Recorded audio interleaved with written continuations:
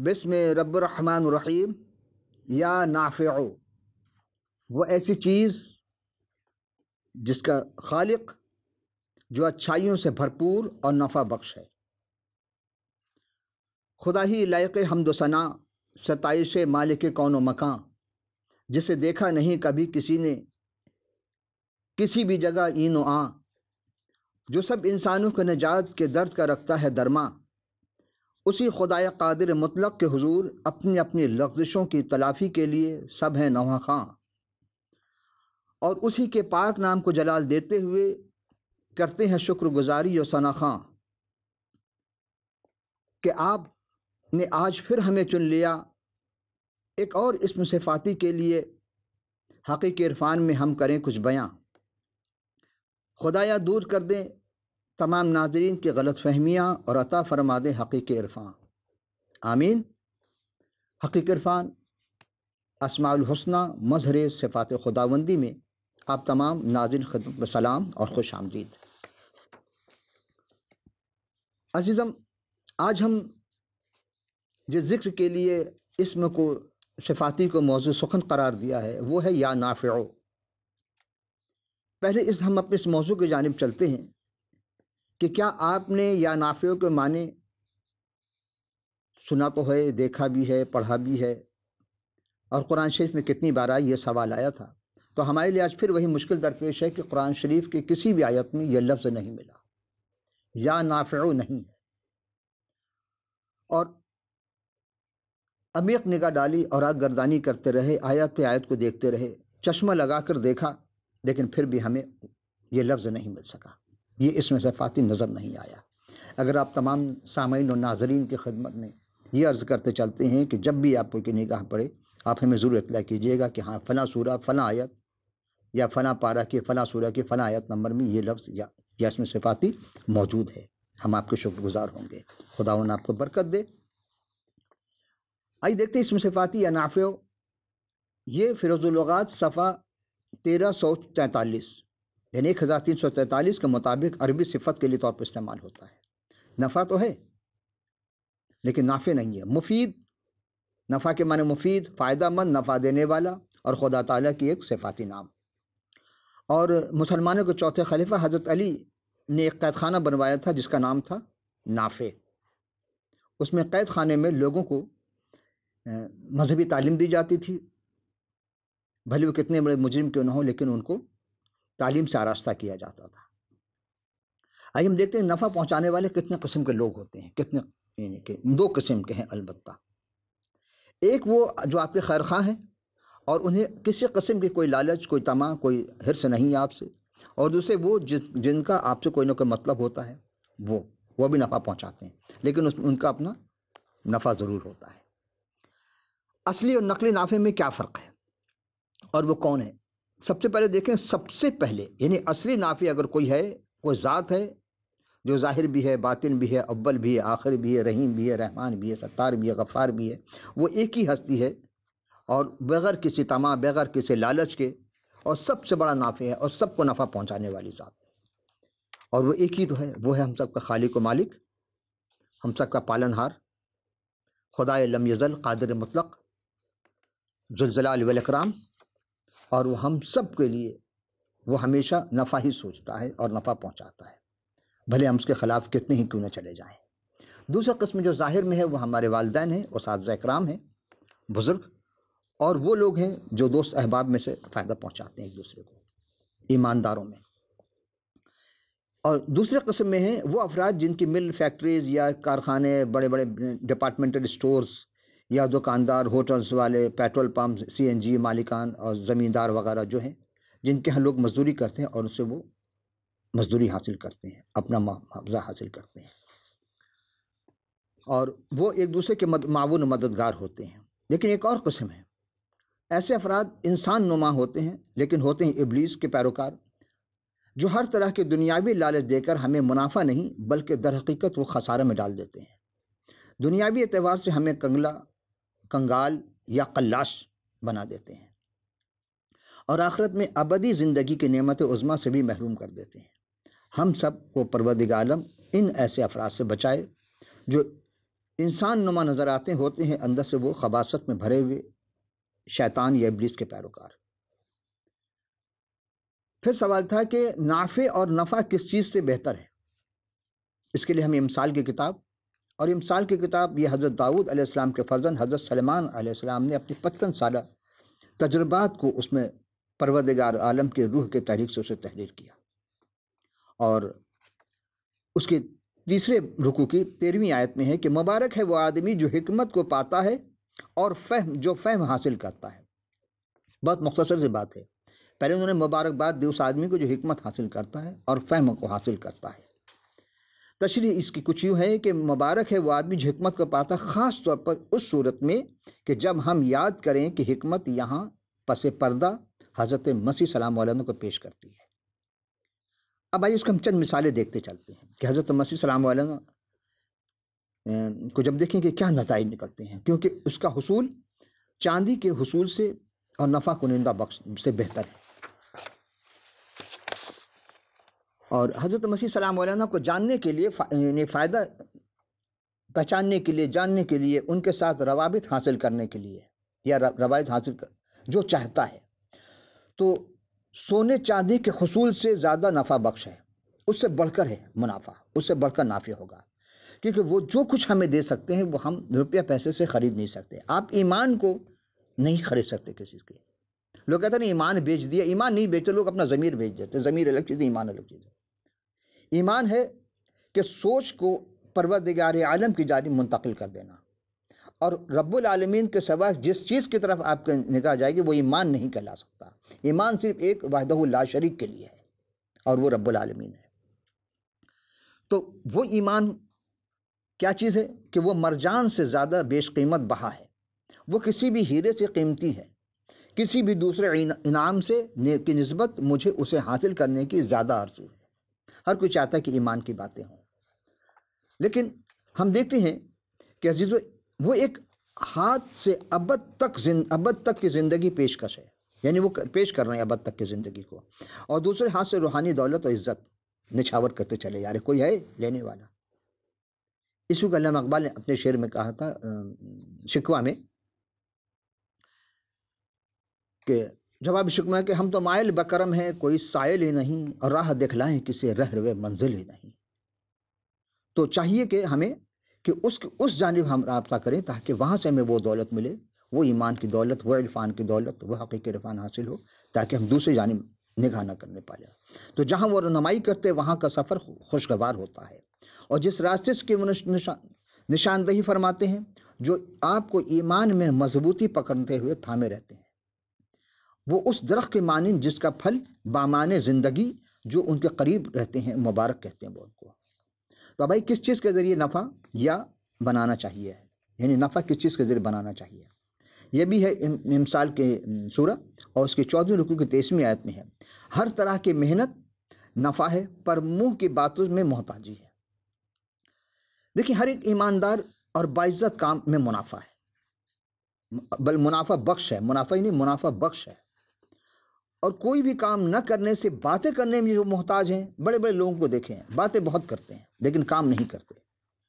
ہم ایسے لوگوں کو جانتے ہیں جو گھنٹوں بیٹھے اپنے مسائل کے بارے میں بات کرتے رہتے ہیں لیکن انہیں حل کرنے کے لیے ہاتھ تک نہیں ہلاتے۔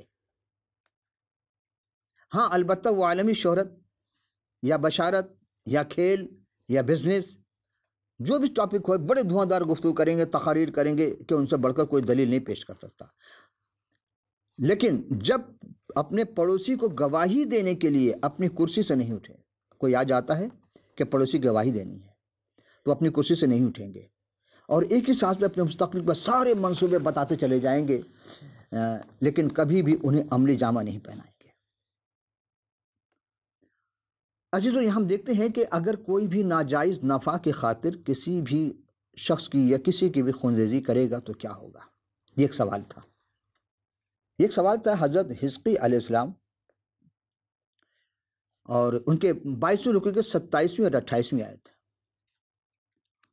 اس کے عمرہ اس میں شکار کو پھاڑنے والے بھیڑیوں کی مانند ہیں جو ناجائز نفع کی خاطر خونریزی کرتے ہیں اور جانوں کو ہلاک کرتے ہیں، اور اس کے نبی ان کے لیے کچے کوہگل کرتے ہیں باطل رویا دیکھتے اور جھوٹی فال گیری کرتے ہیں اور کہتے ہیں کہ خداوند یوں فرماتا ہے، حالانکہ خدا نے نہیں فرمایا۔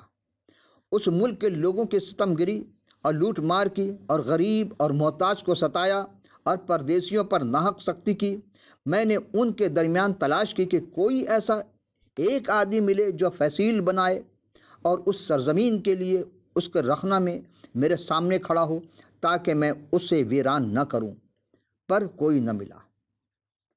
بس میں نے اپنا قہر ان پر نازل کیا اور اپنے غضب کی آگ سے ان کو فنا کر دیا، اور میں ان کی روش کو ان کے سروں پر لایا، خدا فرماتا ہے۔ فی زمانہ آپ دیکھ لیں، ہر ملک میں افراتفری ہے۔ ہر ملک والے یعنی حکومت کرنے والے کیا گل نہیں کھلا رہے ہیں۔ ہر وہ ناجائز کاروبار کو منافع بنا دیا ہے۔ قرض لیتے ہیں وہ اپنے لوگوں کے لیے، غریبوں پر خرچ نہیں کرتے۔ ووٹ مانگیں گے غریبوں سے لیکن غریبوں کو نہیں دیں گے، تو خدا کا عذاب ان کے لیے ہے۔ یہ باتیں بہت پہلے لکھی جا چکی ہیں، چونکہ ہر زمانے میں حکومت کرنے والے رہے، لیکن جنہوں نے خدا کے کام کی خلاف ورزی کی اور اس کے لوگوں کو ستایا، تو پھر اس کا ٹھکانہ ایسی جگہ ہے جہاں سے وہ کوئی نکال نہیں سکا انہیں۔ وہاں کوئی سفارش نہیں کی، ملک الموت کوئی رشوت نہیں لیتا کسی سے۔ اگر کوئی نافع کے گھر پر ناجائز قبضہ کر لے اور اسے منڈی میں بدل دے تو مالک کے بیٹے آ کر اسے بے دخل کر دے تو کیا ہوگا؟ ایک ایسا سوال ہے، اور یہ بھی مثال کے کتاب سے سوال لیا گیا ہے۔ اور ہم چلیں گے متی رسول کی انجیل جلیل سے لکھی گئی 21ویں رکوع کی 12 سے 16 آیت۔ اور یسوع نے خدا کے ہیکل میں داخل ہو کر ان سب کو نکال دیا جو ہیکل میں خرید و فروخت کر رہے تھے، اور صرافوں کے تختے اور کبوتروں کی چوکیاں الٹ دیں، اور ان سے کہا، لکھا ہے کہ میرا گھر خدا کا دعا کا گھر کہلائے گا، مگر تم اسے ڈاکوؤں کی کھو بناتے ہو۔ اور اندھے اور لنگڑے ہیکل میں ان کے پاس آئے اور انہوں نے اچھا کیا۔ لیکن جب سردار کاہنوں اور فقیہوں نے ان کاموں کو، عجیب کاموں کو جو ان سے کیے گئے، اور لڑکوں کو ہیکل میں ابن داؤد کو ہوشنا پکارتے دیکھا تو خفا ہو کر اس سے کہنے لگے۔ کس سے؟ جناب مسیح علیہ السلام علیہ وسلم سے۔ تو سنتا ہے یہ کیا کہتے ہیں؟ یسوع نے ان سے کہا، ہاں، کیا تم نے نہیں پڑھا کہ بچوں اور شیرخواروں کے منہ سے تو نے حمد کو کامل کرایا؟ یہ واحد شخصیت جناب مسیح سلام علیہ نے جتنی بھی گفتگو کی جس زمانے میں کی، سب کلام سے مطابق، کسی نہ کسی نبی کے، کسی نہ کسی رسول کے صحیفہ سے متعلق، کبھی توریت سے، زبور سے، وہ تمام صحائف انبیاء، توریت شریف یا زبور شریف یا صحائف انبیاء، وہ تمام باتیں جو بھی کرتے تھے وہ کلام سے کرتے، کلام سے ہٹ کر نہیں کرتے تھے۔ صرف وہ کہتے کیا تم نے نہیں پڑھا، کیا تم نے نہیں دیکھا؟ یہاں بھی وہی بات، اس کی تھوڑی سی تشریح ہم کرتے چلیں گے کہ اپنے اعلانیہ خدمت، زمینی خدمت کے آغاز میں حضرت مسیح سلام علیہ نے ہیکل کے ارد گرد کاروباری سرگرمیوں کو صاف کیا۔ ہیکل کے ارد گرد بہت سارے لوگ کاروبار کرتے تھے، پہلے تو انہوں نے اس کو صاف کیا، لیکن ہیکل کے بیرونی صحن میں مقرر سے زیادہ محصول لینے والے اور منافع خوری نے پھر سر اٹھا لیا۔ آج بھی آپ غور کریں گے، یہ تو ہمارے دیکھا ہوا بھی ہے، آپ بھی دیکھتے ہوں گے، کسی بھی مزار پہ چلے جائیں، کس کا قبضہ ہے، کون سے لوگ ہیں، یہ ہمیں کہنے کی ضرورت نہیں، آپ مجھ سے زیادہ آپ کے پاس تجربہ ہوگا اس کا۔ کسی بھی ایسی جگہ چلے جائیں جہاں چیزیں مہنگی بکتی ہیں، وہ کیا، اس کے کس سے روابط ہیں، دکان کون لگواتا ہے، فٹ پاتھ پہ دکان کون لگواتا ہے، فٹ پاتھ تو چھوڑیں، دکان سے فٹ پاتھ اور روڈ تک قبضہ ہے، کس کا ہے، کس کی وجہ سے ہوتا ہے؟ وہ سارے رشوت خوری اور منافع خوری کے لالچ میں ہے۔ غریب اگر ایک موٹر سائیکل کھڑی کر کے چلا جائے تو اسے فوری آ کے اٹھا لیں گے، لیکن لائنوں کار کھڑی رہے گی، اس کو کوئی نہیں چھوئے گا۔ کیوں؟ اس لیے بھائی نوکری چلی جائے گی ان کی، پتہ نہیں کس کی ہے۔ تو جہاں قانون اتنی کمزور ہو جائے تو خدا اس شہر میں ان لوگوں کو تو عذاب میں مبتلا کرتا ہی ہے۔ لوگ رشوت کو حلال سمجھ رہے ہیں اور حلال کو حرام کر دیا انہوں نے۔ ایک قطرہ جو حلال کا تھا، اس میں ایک قطرہ شراب کا نہیں، پیشاب کا ملا دے تو کیا ہوگا؟ شرابی بھی نہیں پیے گا۔ تو یہی ہو رہا آج ہمارے پورے معاشرے میں۔ پھر کہتے کہ خدا ہم پر عذاب نازل کر رہا ہے، اپنے کرتوت نہیں دیکھتے۔ یہی چیز اس زمانے میں بھی بڑے بڑے عالم و فقیہ فریسی تھے جو دین کے ٹھیکیدار بنے ہوئے تھے اور جناب مسیح سے الجھتے تھے، آج بھی کلام خدا کو بیچتے ہیں جو دین کے ٹھیکیدار بنے ہوئے ہیں۔ تو اس وقت بھی کہا گیا کہ جب انہوں نے وہ کیا کرتے تھے کہ ہیکل کے بیرونی صحن میں مقرر کیے ہوئے سے زیادہ محصول لینے اور منافع خوری نے سر اٹھا لیا تھا۔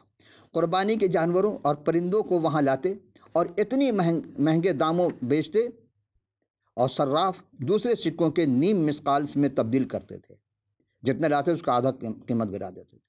آج بھی ہمارے یہاں ہوتا ہے، کیا کہوں، کیونکہ یہودی مردوں کے ہیکل میں خاص محصول کے طور پر سالانہ نیم مثقال ادا کرنا ہوتا تھا اور صراف اس تبادلہ زر میں شرح سے زیادہ وصول کرتی تھی۔ اب جب کہ یسوع المسیح سلام علیہ کی اول آمد کے زمینی خدمات اختتام پذیر ہو رہے تھے، یعنی آپ اختتام پہ جا رہے تھے، تو آپ سلام علیہ نے ان سب کو باہر نکال دیا جو تھے، جو ان سرگرمیوں کے وسیلے سے آمدنی کرتے تھے، منافع خوری کرتے تھے۔ اور اسی کی 13ویں آیت میں کو جب ہم دوبارہ غور کرتے ہیں تو ان سے لکھا ہے کہ میرا گھر خدا دعا کا گھر ہے کہلائے گا، مگر تم اسے ڈاکوں کے کھو بناتے ہو۔ تو یہ کس زمانے کی بات ہے؟ اور آج باتیں پوری ہو رہی ہیں۔ اصل یا نافع کی دعا کے گھر ہے۔ دراصل حضرت یسوع مسیح سلام علیہ نے حضرت یسائی علیہ السلام اور حضرت یرمیہ علیہ السلام کے صحیفوں سے اقتباس کیا کہ ہیکل کو ناپاک کرنے، تجارتی کاروبار اور ناملنساری کی مذمت۔ یہ حضرت یسائی علیہ السلام کے صحیفے کی 26ویں رکوع کی 7ویں آیت میں ہے کہ میں ان کو بھی کوہ مقدس میں پر لاؤں گا اور اپنی عبادت گاہ میں ان کو شادمان کروں گا، اور ان کی سوختنی قربانیاں اور ان کے ذبیحے میرے مذبح پر قبول ہوں گے، کیونکہ میرا گھر سب لوگوں کی عبادت کا گاہ کہلائے گا۔ آج بتائیں کیا واقعی ایسا ہے کہ عبادت گاہ جو بنائے گئے ہیں وہ سب کے لیے نہیں، سب نے اپنی اپنی 1.5 اینٹ کی بنا لی ہے، یہ فلاں کا ہے، یہ فلاں کا، یہ فلاں، تو خدا کا کہاں ہے؟ پھر خدا کا گھر نہیں ہوا، اس میں سب کی اپنی اجارہ داری چل رہی ہے، سب اپنے کھا پی رہے ہیں، موج کر رہے ہیں، اور غریب اگر چلا جائے کوئی ضرورت مند بھگا دیں گے، دھتکار دیں گے، اب وہ تو داخل بھی ہونے نہیں دیتے۔ خدا ایسے لوگوں سے بچائے۔ اور دوسری جو آپ نے بتائی وہ حضرت یرمیہ علیہ السلام کا صحیفہ 7ویں رکوع کی 11ویں آیت، کیا یہ گھر میرے نام سے کہلاتا ہے؟ تمہاری نظر میں ڈاکوں کا غار بن گیا۔ دیکھ خداوند فرماتا ہے، میں نے خود دیکھا ہے کہ ان 2 حوالوں سے اقتباس دے کر حضرت یسوع مسیح سلام علیہ نے یاد دلایا کہ ہیکل دعا کا گھر ہے، خدا کا گھر ہے، مگر انہوں نے اسے ڈاکوں کے کھو بنا دیا تھا۔ اور ہیکل کے پاک صاف کرنا دراصل یروشلم میں داخل ہونے کے بعد حضرت مسیح سلام علیہ کا یہ پہلا کام تھا۔ اس لیے آپ نے یہ صاف صاف واضح کر دیا کہ یہ میں ہیکل کا مالک ہوں۔ گھر کس کا ہے؟ خدا کا ہے۔ تو مسیح کس کے تھے؟ اب بات واضح ہو گئی۔ یہاں ایک سبق دینا چاہتے ہیں۔ اس واقعے سے آج کے دور میں بھی ہمارے لیے نہیں، ایک نہیں، 2 سبق ہیں۔ یعنی ہم اپنی کلیسیا کو، اپنی عبادت گاہوں کو، ہمیں بھی اس کی پاک صاف کرنے کی قدرت ضرورت ہے، بہت زیادہ ضرورت ہے، تاکہ بازار اور کھانے کی دعوتیں اور پیسہ بٹورنے میں ان قسم کے سبیلوں کو باہر نکالیں، اور اپنی شخصی زندگی میں اس بات کو ضرورت محسوس کریں کہ مسیح ہمیں مسلسل پاک کرتا جائے، کیونکہ ہمارے بدن میں بھی اس ہیکل کی ہے، اس ہیکل کی مانند ہے۔ کہانی بدن خدا کا کیا ہے؟ مسکن ہے۔ تو خدا کہاں ہے؟ یہی چیز جب کاہنوں نے وہ غصہ کیا تو دیکھتا یہ کیا کر رہے ہیں، یعنی جب انہوں نے ابن داؤد ہوشنا کا نعرہ لگایا، کس نے؟ بچوں نے، بڑوں نے نہیں، بچوں نے۔ اب آئیے دیکھتے ہیں، یعنی اگلے لمحے ہم حضرت مسیح سلام علیہ کے ہیکل کے صحن میں اندھوں اور لنگڑوں کو شفا دیتے ہوئے دیکھتے ہیں، اور جہاں کہیں بھی آپ تشریف لے جاتے ہر قسم کے بیماریوں میں بھرے ہوئے لوگ، مفلوق الحال، محتاج، ضرورت مند، اپاہج، غرض کے ہر طبقہ فکر سے لوگ آپ کی خدمت پہ حاضر ہوتے، آپ کے ارد گرد جمع ہو جاتے، اور ان سب کی ضرورت کے مطابق آپ انہیں پورا کرتے، جب تک پورا نہیں کرتے کسی کو جانے نہیں دیتے۔ یہ ہے شہنشاہیت، یہ ہے اصل وہ حکومت کہ حکومت آپ نے کسی سپاہی کے ذریعے نہیں کیا، آپ نے کسی اسلحہ کے ذریعے حکومت نہیں کیا، اس زمین پر رہ کر آپ نے وہ حکومت کر کے بتا دیا کہ بڑے بڑے حکومت بھی تھرا گئے، ان کے شاگردوں کے کام سے تھرا گئے، تو ان کو تو چھوڑیں، پھر کیا بات تھی ان کی۔ آئیے ہم دیکھتے ہیں پھر کہ آپ کے کبھی کسی کو واپس جانے نہیں دیتے، لیکن آپ کے مخالفین کے نظریں ہمیں مسلسل یہ لگی رہتی تھی کہ کہاں اس سے غلطی ہو، میں غلطی پکڑوں، یعنی وہ اسی طاق میں رہتے تھے، اور کلام جو وہ کلمہ جو کلام کر رہا ہے، وہ کلمۃ اللہ جو کلام کر رہا ہے، اس پہ توجہ نہیں تھی ان کی۔ تو جب ان سردار کاہنوں اور فقیوں نے بچوں کو ابن داؤد کے ہوشنا پکارتے دیکھا تو نہایت خفا ہوئے، اور سب آ کر کے حضرت مسیح سلام علیہ سے کہنے لگے تو سنتا یہ کیا کہتے ہیں، یعنی برہم ہو گئے اس انداز میں کہ جب بہت بڑا بچوں نے گناہ کر دیا۔ تو گویا سردار کاہنوں کے کانوں میں یہ سننا گوارا ہی نہیں کیا کہ حضرت مسیح کو اور یہ بچے جو معصوم بچے یہ مسیح موعود کہہ کر پکارنے میں یہ منع کریں، یعنی سب کچھ کہیں یہ نہ کہیں۔ آج بھی یہی ہے کہ آپ یہ نہ کہیں۔ ہاں اگر یسوع مسیح موعود نہ ہوتا تو یہ نہایت موزوں موقع تھا، لیکن آپ تو تھے کہ وہ ایسا کہہ دیتے تو ہمیشہ کے لیے فیصلہ ہو جاتا، مگر آپ مسیح جناب والا نے جو جواب میں دیا وہ انتہائی بچے درست فرما رہے ہیں، بس یہی کہا نا، لیکن نہیں۔ دراصل یہاں بھی آپ سلام علیہ نے زبور شریف اس کی 8ویں باب کی دوسری آیت کی تشریح اصل میں کر دی انہوں نے۔ آپ کے ایک جملہ کسی نے کسی آیت میں نے کہا نا کہ اگر کلام سمجھنا ہے اور کلام خدا کو سمجھنا ہے تو کلمۃ اللہ خود کلام بن کر کے آیا تھا، مجسم ہوا جب کلمہ، تو یہ وہ ذات ہے جو بات بات میں اس کے زبان سے نکلے ہر لفظ کلمہ ہے، کیونکہ خود کلمہ ہے۔ تو اب آپ نے کیا فرمایا کہ بچوں کے شیرخواروں کے منہ سے تو نے حمد کو کامل کرایا۔ یہ حضرت داؤد علیہ السلام کے صحیفہ یعنی کہ زبور شریف کی 8ویں رکوع کی دوسری آیت ہے۔ اگر مبینہ عالم کاہن اور فقیہ اس کی بحیثیت المسیح حمد و ثنا نہیں کرتے وہ خسارہ میں ہے، یعنی جو بھی حضرت مسیح کی تعریف و توصیف نہیں کرے اس کا مطلب وہ خسارے میں ہے، اس زمانے میں بھی آج بھی کل بھی جو نہیں کرے گا تو پھر کیا ہوگا؟ تو خدا تعالیٰ کیا کرتا ہے؟ خدا چھوٹے بچوں کو یعنی خداون کی حمد کریں گے، چھوٹے بچے شیرخوار بچے حمد کرائے گا خدا۔ اور بسا اوقات آپ نے محسوس بھی کیا ہوگا بچے اپنے عمر سے بڑھ کر روحانی بصیرت رکھتے ہیں۔ آپ اگر کسی معصوم بچے کو دل میں سوچ لیں میں سے نہیں لوگا، دکھاوے کے لیے ہاتھ بڑھائیں گے بچہ کبھی نہیں آئے گا۔ یہ ہے معرفت حقیقی، یہ ہے معرفت الہی کہ بصیرت پروردگار ان کو کس نے عطا کیا؟ وہی رب العالمین جس نے انہیں زندگی عطا کی ہے، اور ان کے ایمان اور محبت بھرے الفاظ سے خداون کے نام کو غیر معمولی جلال ملتا ہے۔ تبھی تو اصلی نافع ان بچوں کی ہر چیز میں نفع پہنچاتا ہے۔ دیکھیں بڑوں کو کوئی چوٹ لگ جائے بہت تکلیف ہوتی ہے، لیکن معصوم بچوں کو اگر چوٹ لگ جائے تو وہ تکلیف کا اتنا محسوس نہیں کرتے، اظہار نہیں کرتے، کھیل کود میں گزار دیتے ہیں۔ اور وہی بڑے کو ہو جائے تو وہ کرائیں گے، وہ چھت سر پہ اٹھا لیتے، سر تو سر پہ ہوتا ہے، یہ بولے آسمان سر پہ اٹھا لیا، لیکن بچے ایسا نہیں کرتے، خدا ان کے اندر وہ قوت مدافعت رکھا ہے۔ اچھا آج اگر ہم اس نافع سے حقیقی رشتہ قائم کر لیں، بس جو چند لمحات ہیں پھر میں آپ سے اجازت چاہوں گا، چند کلمات رہ گئے۔ اگر آج ہم اس حقیقی نافع سے حقیقی رشتہ قائم کر لیں، یعنی پہلے توبہ پھر ایمان، اور ایمان سے بھرے دل و دماغ اسی کے حوالے کر دیں، اور اپنی عقل و فہم و علم و عرفان، کیا وہ ہمیں نفع نہیں پہنچائے گا؟ اس سے بڑھ کر نفع کون پہنچا سکتا ہے؟ اس سے بڑھ کر نافع کون ہے؟ وہ اگر کسی کو نفع پہنچانا چاہے تو کون نقصان پہنچائے گا؟ اور وہ انسان کے کرتوت کی وجہ سے خود انسان نقصان پہنچا جاتا ہے، لیکن انسان کو انسان نقصان پہنچاتا ہے اور خدا جو ہے اس کو بچا لیتا ہے۔ وہ ایمانداروں کو بچاتا ہے، بہت سی جگہ بچاتا ہے، نہیں مسلسل بچاتا ہے، اس کے مال اسباب ہر چیز سے بچاتا ہے۔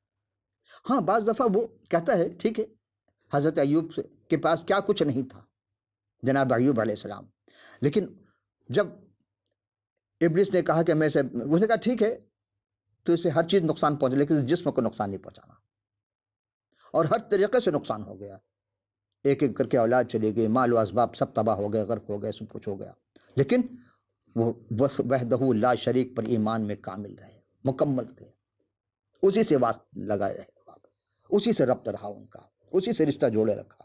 پھر وقت آیا آہستہ آہستہ آہستہ ساری چیز خدا نے منافع دیا کہ نہیں دیا، اتنا دیا کہ جتنے اولاد مر گئی تھی اس سے زیادہ اولاد، اس سے زیادہ مال اسباب عطا کر دیا، تو ہے نا نافع۔ وہی ایسا ہی وہ نافع جب آئے گا قرب قیامت، پھر کون کون اس سے نفع لینا چاہتا ہے؟ بات وہی ہے کہ ہمیں ایمان کی ضرورت، توبہ اور ایمان لانے کی ضرورت ہے۔ جب تک ہم توبہ نہیں کریں گے، اب بعض لوگ کہتے ہیں کہ ہم کس بات کو توبہ کریں؟ اپنے ماضی کو ٹٹولو، اپنے دل سے پوچھو، اپنے ضمیر سے پوچھو تم سے کہاں غلطی ہوئی، آپ سے کہاں غلطی ہوئی ہے۔ ہر شخص خاطی ہے، ہر شخص سے گناہ ہوتا ہے، کہیں نہ کہیں ضرور ہوا ہے، لہٰذا وہ رب العالمین جانتا ہے، تو لہٰذا اپنے گناہوں کا اقرار کر لینا وہ بہت بہت خوش ہوتا ہے، اور وہ توبہ کرنے والوں اور پاکیزہ رہنے والوں سے محبت کرتا ہے۔ قرآن میں خود کہا کہ وہ توبہ کرنے والوں، پاک و پاکیزہ رہنے والوں سے محبت کرتا ہے، تو خدا جس سے محبت کرتا ہے تو اسے نفع بھی پہنچاتا ہے۔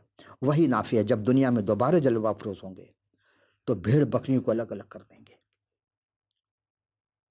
کچھ خسارے میں جائیں گے، کچھ منافع اٹھا لیں گے۔ تو منافع کون اٹھائے گا؟ ایماندار۔ اب آپ ایمان سے کہیے کہ ہم سب کتنے ایماندار ہیں؟ کاروباری آدمی سے پوچھے ایماندار ہے؟ نہیں، کہے گا جی ہم تو بڑے ایماندار ہیں، ہمارے پاس تو خالص مال بکتا ہے، تیل میں ملاوٹ، مرچوں میں سرخ مرچ میں سرخ اینٹوں کی ملاوٹ، دھنیا میں ہلدی برادہ ملاوٹ، کس چیز میں ملاوٹ نہیں ہے؟ کالی مرچ میں وہ ایک بیج آتا ہے جو اونٹ کھاتے، اس کو پیس کر ملا دیتے، تھوڑا سا ذائقہ بنتا ہے، اسے خوشبو آتی ہے۔ کس چیز میں؟ شربت میں ملاوٹ، حتیٰ کہ دوائیوں میں ملاوٹ، جہاں جانوں سے کھیلی جاتی ہیں۔ یہ آپ کی ایمانداری، یہ ہماری ایمانداری ہے۔ اور پھر کہتے ہیں جی جنت ہمارے لیے ہے۔ جنت کسی کی جاگیر نہیں ہے، جنت میں وہی جائے گا جس کی ہر چیز پرفیکٹ ہوگی۔ ایمان، توبہ کرنا لازمی اپنے تمام گناہوں سے، اور پھر ایمان۔ جب تک ایمان نہیں ہوگا اس وقت تک ساری گفتگو بیکار۔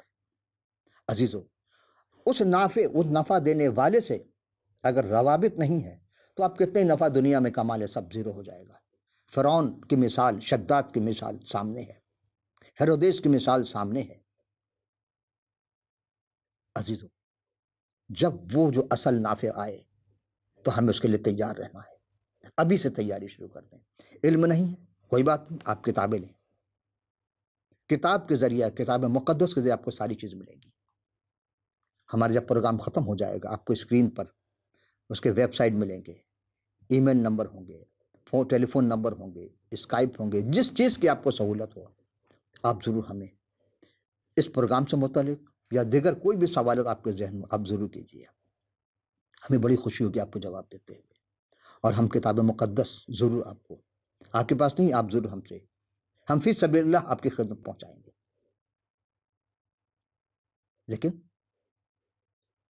ایمان و یقین سے پڑھیے کہ خدا کا کلام ہے۔